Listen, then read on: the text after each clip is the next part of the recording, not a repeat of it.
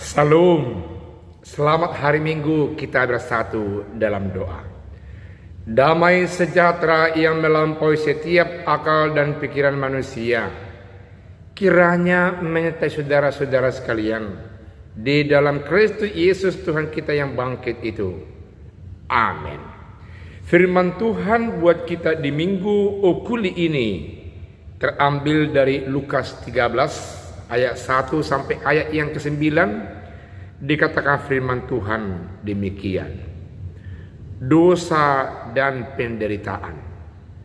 Pada waktu itu datanglah kepada Yesus beberapa orang membawa kabar tentang orang-orang Galilea yang darahnya dicampurkan Pilatus dengan darah korban yang mereka persembahkan. Yesus menjawab mereka, "Sang kamu orang-orang Galilea ini lebih besar dosanya daripada dosa semua orang Galilea yang lain, karena mereka mengalami nasib itu? Tidak, kataku kepadamu, tetapi jikalau kamu tidak bertobat, kamu semua akan binasa atas cara demikian. Atau sang kamu ke-18 orang yang mati ditimpa menara dekat Siloam lebih besar kesalahannya daripada kesalahan semua orang yang lain yang diam di Yerusalem? Tidak, kataku kepadamu, tetapi jikalau kamu tidak bertobat, kamu semua akan binasa atas cara demikian." Perumpamaan tentang pohon ara yang tidak berbuah. Lalu Yesus mengatakan perumpamaan ini. Seorang mempunyai pohon ara yang tumbuh di kebun anggurnya, dan ia datang untuk mencari buah pada pohon itu, tetapi ia tidak menemukannya. Lalu ia berkata kepada pengurus kebun anggur itu, "Sudah 3 tahun aku datang mencari buah pada pohon ara ini, dan aku tidak menemukannya. Tebanglah pohon ini. Untuk apa ia hidup di tanah ini dengan percuma?" Jawab orang itu, "Tuan, biarkanlah dia tumbuh tahun ini lagi. Aku akan mencangkul tanah sekelilingnya dan memberi pupuk kepadanya. Mungkin tahun depan ia berbuah, jika tidak, tebanglah." Tema firman Tuhan buat kita di minggu hari ini, bertobat supaya tidak binasa. Demikian firman Tuhan. Saudaraku yang kekasih, jikalau kita melihat kembali dari ayat pertama dikatakan, pada waktu itu datanglah kepada Yesus beberapa orang membawa kabar tentang orang Galilea yang darahnya dicampurkan Pilatus dengan darah korban yang mereka persembahkan. Lalu Yesus menjawab kepada mereka, "Sang kamu orang-orang Galilea ini lebih besar dosanya daripada dosa semua orang Galilea yang ada, karena mereka mengalami nasib itu." Ini menyimpan rahasia politis dan strategi dari Pilatus untuk menghadapi masyarakat orang Yahudi ketika. Saudara, Bapak Ibu yang kekasih, bahwa orang-orang yang ada di Galilea dari orang-orang yang dari kekafiran.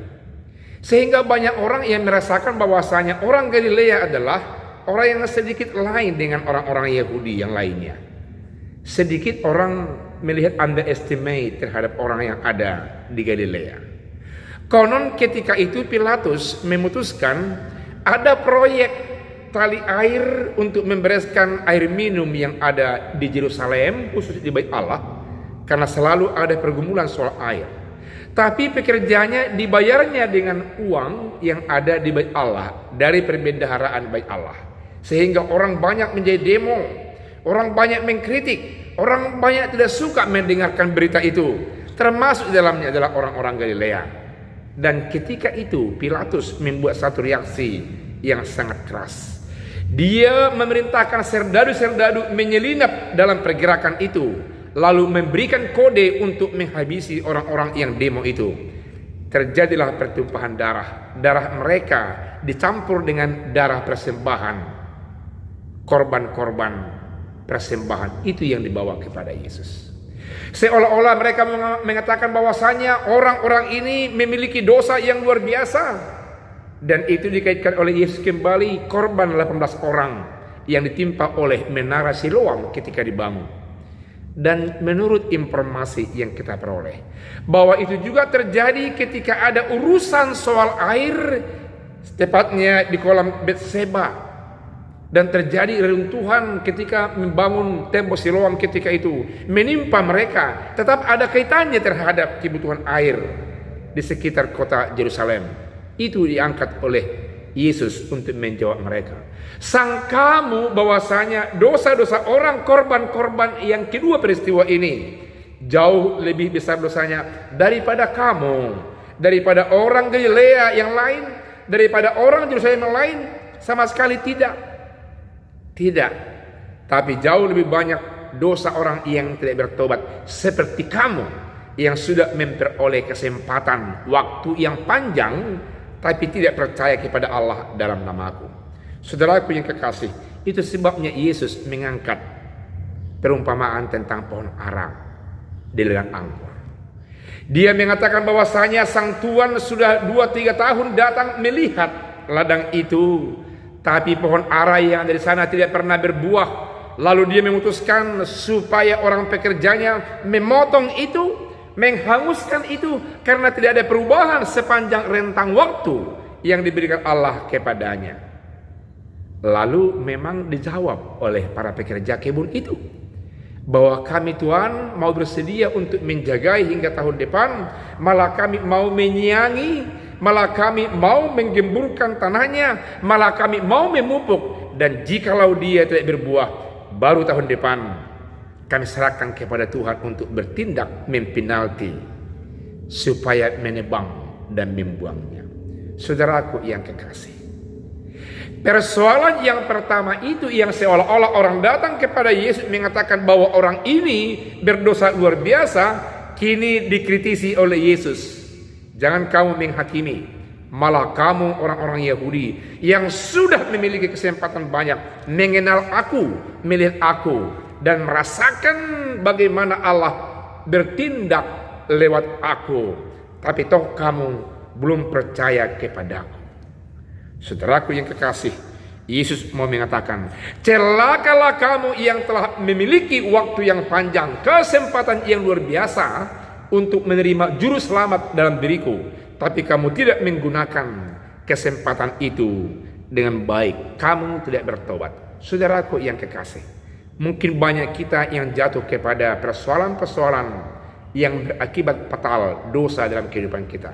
Bertobatlah. Waktu kini yang terentang diberikan kepada saudara adalah waktu kesempatan yang luar biasa, yang indah, yang baik untuk mengubah cara berpikir, mengubah cara hidup.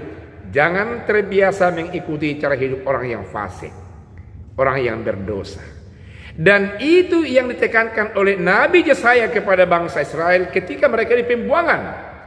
Carilah Allah sepanjang dia mau ditemui, dengan catatan jangan ikuti orang berdosa seperti orang fasik. Tinggalkan rancangan kejahatanmu, tinggalkan tindak tanduk kejahatanmu, dan jangan selalu menghakimi orang seolah-olah lebih berdosa daripada dirimu, padahal kamu sendiri adalah pelaku kejahatan dan dosa itu. Padahal kamu sendiri tidak bertobat, tidak menerima Yesus sebagai juru selamatmu. Terimalah Yesus sebagai juru selamat, dan sebagai pertanda saudara menerimanya, bertobatlah supaya hidup kekal di sorga mulai dari bumi sekarang ini kita warisi, saya warisi, saudara-saudaraku warisi. Jangan senantiasa hidup di bawah kuat kuasa dosa, keindahan-keindahan dunia yang penuh dengan kejahatan, seolah-olah kita tidak melihat ada Allah yang tidak senang melihat hal itu. Seolah-olah kita tersembunyi dari keadaan itu. Kini firman Tuhan datang kepada kita, mau mengajak agar sungguh-sungguh kita membuka diri, meninggalkan yang tidak baik, datang bersama Tuhan, karena ada waktu, kesempatan supaya kita mengubah kehidupan kita, mengubah cara berpikir, mengubah gaya hidup, mencerminkan Allah dalam nama Yesus lewat bimbingan Roh Kudus-Nya bekerja dalam kehidupan kita. Tuhan Yesus memberkati. Amin. Kita berdoa.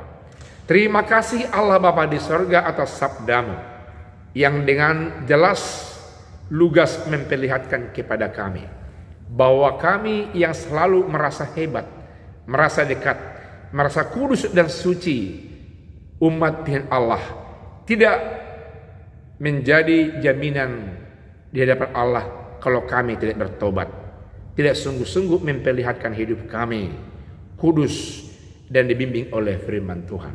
Oleh karena itu, biarlah Tuhan waktu yang ada, yang Tuhan berikan dalam kehidupan kami ini, senantiasa memperlihatkan relasi komunikasi kehidupan kami yang berada dalam nama Yesus Kristus Tuhan kami yang menguduskan kami itu.